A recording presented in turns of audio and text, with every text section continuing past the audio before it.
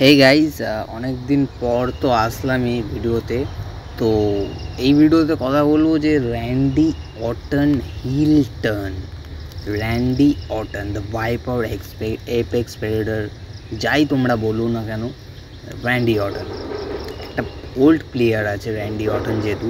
So এই ব্যাপারে আজকে টকিং করবো। সো আমরা সবাই জানি ডাব্লিউডাব্লিউইর টপ হিল যদি সবথেকে বেস্ট উইন হিল যদি হয় সেটা হচ্ছে র্যান্ডি অর্টন।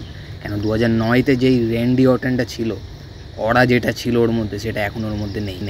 আর গাইজ এইটাই নয়, র্যান্ডি অর্টন যদি নাইট অফ চ্যাম্পিয়নে যদি বা কুইন অফ রিংয়ে যদি না জিততে যদি পারে কোডি রোডসের আগেন্সে, তাহলে র্যান্ডি অর্টন হিল টার্ন করে নেবে, বুঝতে পারছো? আর হিল টার্ন সব থেকে বড় হওয়ার কারণ থাকবে একজনই, সেটা হচ্ছে the American Nightmare's Cody Rhodes.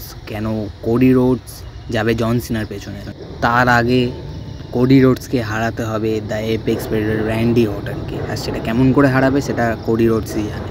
তো র্যান্ডি অর্টন তো হিল হবেই। তো তোমাদের ভিডিওটা ভালো লাগলে like, comment, subscribe. Bye bye.